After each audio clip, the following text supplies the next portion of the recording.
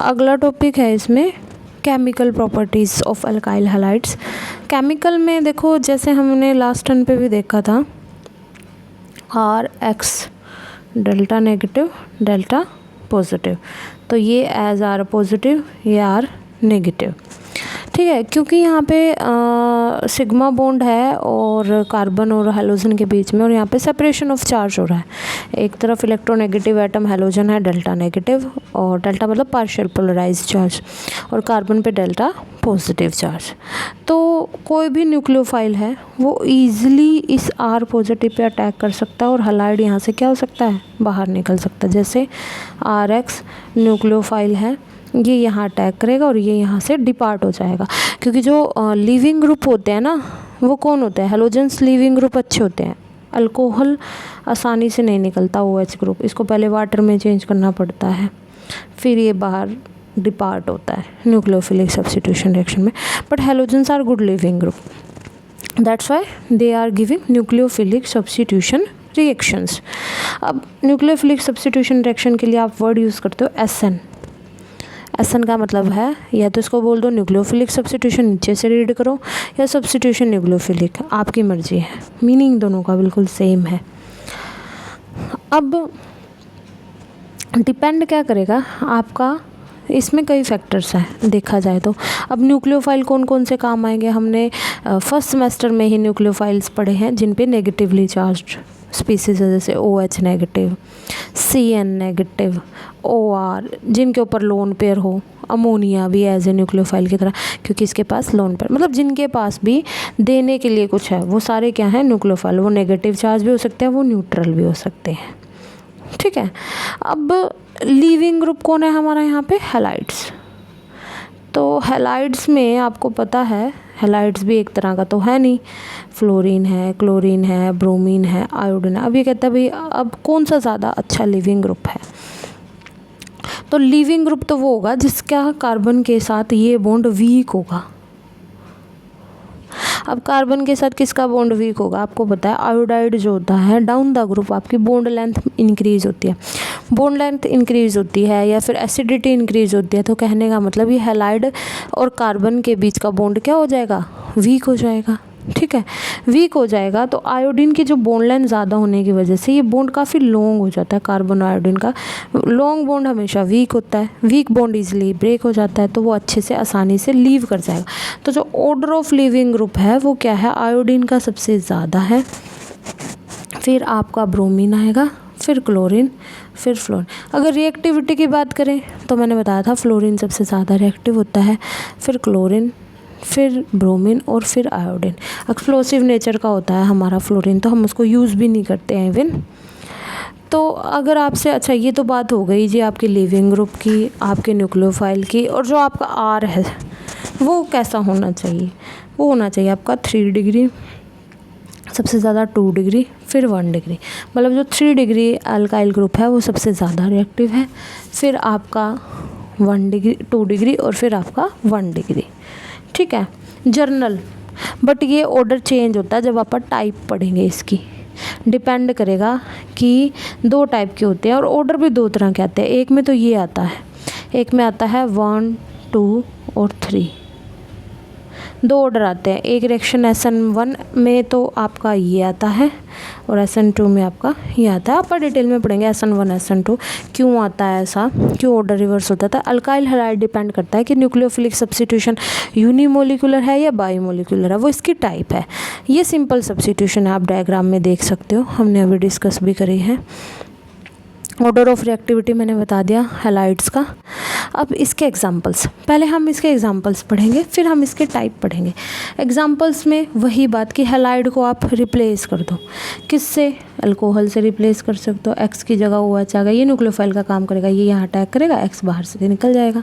सबका मैकेनिज्म वही है जो जर्नल बिल्कुल शुरू में बताया है, by halogens alkoxy group, OR को बोलते हैं अल्कोक्सी ग्रुप। OR पे अटैक करेगा और X यहाँ से क्या हो जाएगा, बाहर निकल जाएगा। ठीक है, साइनो ग्रुप, साइनो के लिए अब 2 तरह की बातें यूज़ होंगी, या तो KCN लो या AgCN लो, आपने पढ़ी भी होंगी ये बातें। ठीक है, कब, जब आपने हेलोअल्कीन हेलोअरीन पढ़ो। अगर तो आप KCN ले रहे हो तो RCN बनेगा, क्योंकि आयनिक कंपाउंड होता है, ठीक है ना। आपने पढ़ा भी ओरिजिन, KCN तो हमेशा हमें साइनाइड देता है, AgCN हमें आइसोसाइनाइड देता है, वाई तो वो कोवलेंट नेचर का होता है या आयनिक नेचर का होता है। ये सारे रीजंस आप +2 की बुक में देख सकते हो, पढ़ भी सकते हो, वो हम डिस्कस के लिए नहीं बैठे। यहाँ जो है हमारा कि आप CN से रिप्लेस कर सकते हो, तो किससे करोगे?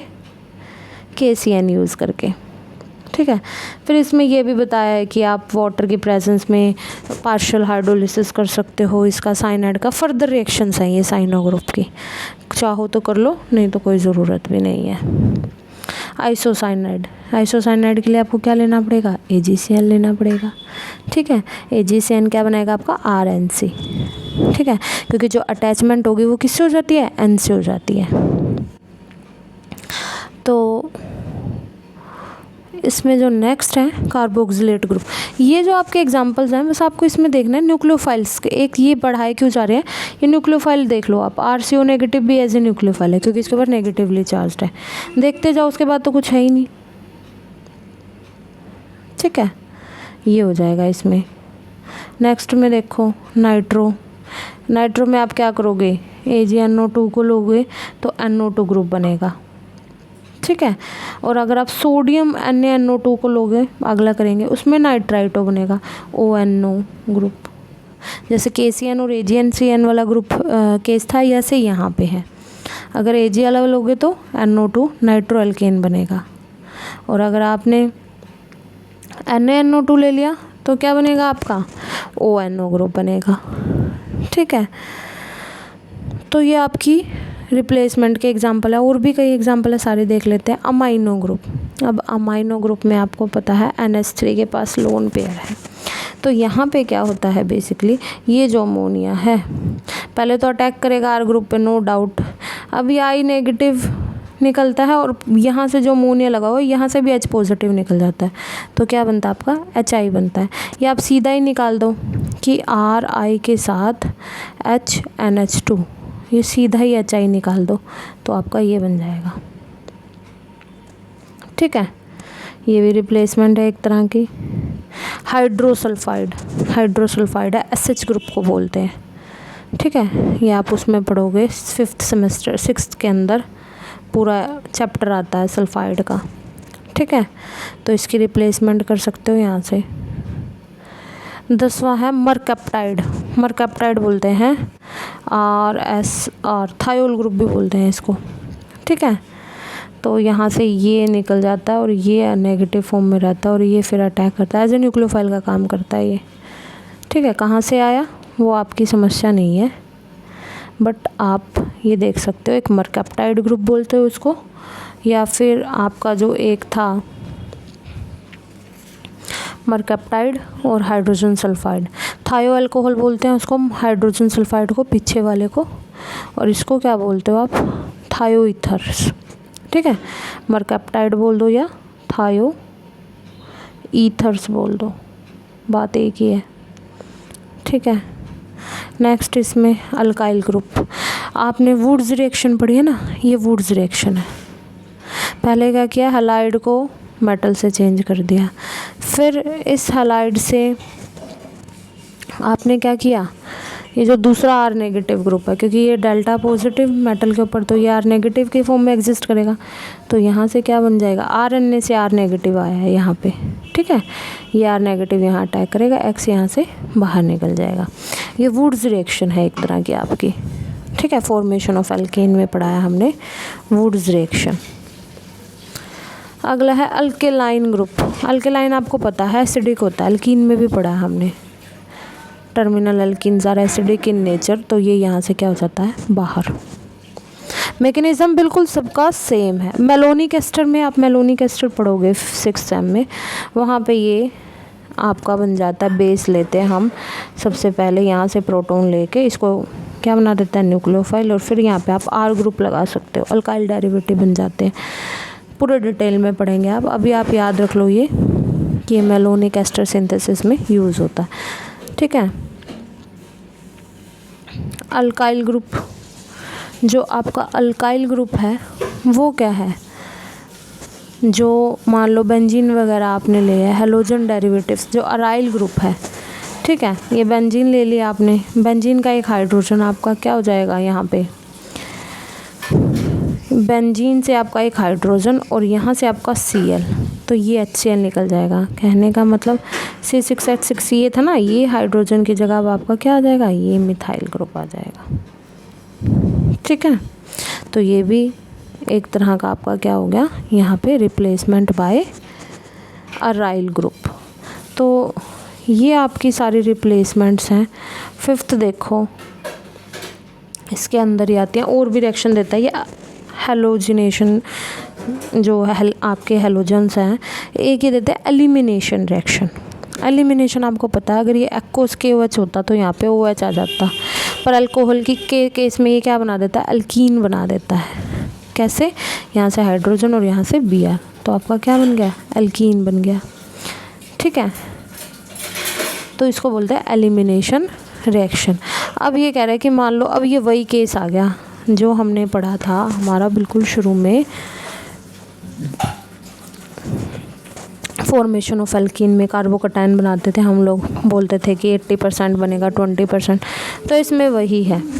ये Br यहाँ पे लगा हुआ है, अब यहाँ से भी हाइड्रोजन जा सकता है और यहाँ से भी, अगर तो यहाँ से जाएगा तो ये बनेगा, यहाँ से जाएगा तो आपका क्या बनेगा, ये बनेगा।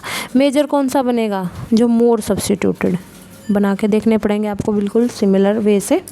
मोर substituted alkene is major one, Saytzeff rule के अकॉर्डिंग बनेगा बिल्कुल, जो आपने पहले पढ़ रखा है बिल्कुल डिटेल के अंदर। तो ये हमने एल्कीन में पढ़ा था। रिडक्शन, रिडक्शन करवा दो भाई, क्या बन जाएगा, एल्केन बन जाएगा। रिडक्शन तो एडिशन ऑफ हाइड्रोजन होता है, पता ही है हमें। फिर इसमें लास्ट रिएक्शन है reaction with active metals. Active metal कौन सी हैं, जो आपकी ग्रुप A की मेटल्स हैं, लिथियम है, मैग्नीशियम्स हैं, लेड भी बहुत रिएक्टिव होता है। तो अगर लिथियम से रिएक्ट करवाओगे तो यहाँ पे बन जाता है ये R लिथियम। R मतलब ये पूरा अल्काइल ग्रुप, ब्रोमीन निकल जाएगी आपकी। ठीक है, और जो आपका LiBr बन जाता है, यहाँ पे क्या बन जाता है साइड में, LiBr। अगर Mg से करोगे तो ये ग्रिग्नार्ड रीजेंट बन गया, देखो RMgX, तो यहाँ से आप ग्रिग्नार्ड रीजेंट भी बना सकते हो। R लिथियम ये ऑर्गेनोमेटेलिक रिएजेंट है जो बहुत ही काम आता है, पूरा एक टॉपिक है, हम पूरे डिटेल में पढ़ेंगे। आप लेड से करोगे अगर इसको, और इसी को मान लो, तो आपका ये 4 मॉलिक्यूल लेने पड़ेंगे और लेड टेट्राएसीटेट बन जाएगा। ठीक है, R की 4, अब ये R कुछ भी हो सकता है। ठीक है, अल्काइल ग्रुप है ये कोई भी। तो इस तरीके से आप एक्टिव मेटल के साथ, इसमें एक और रिएक्शन दी हुई है, मैंने यहाँ मेंशन नहीं करी, आइसोमेरिज्म। आइसोमेरिज्म का मतलब यही है कि अगर कोई स्ट्रेट चेन है तो उसको किस में बना देगा, ये आइसोमेरिक, या फिर आप कह सकते हो कि ब्रांच्ड में चेंज कर देगा। एन ब्यूटाइल को सेकेंडरी ब्यूटाइल में चेंज कर देगा। तो ये है आपकी कुछ केमिकल प्रॉपर्टीज़ न्यूक्लियोफिलिक सब्स्टिट्यूशंस। अब अगला हमारा है टाइप ऑफ न्यूक्लियोफिलिक सब्स्टिट्यूशन, वो हम नेक्स्ट क्लास में करेंगे, जिसमें 2 टाइप पढ़ेंगे हम, nucleophilic substitution by molecular SN2 और SN1। तो थैंक यू सो मच।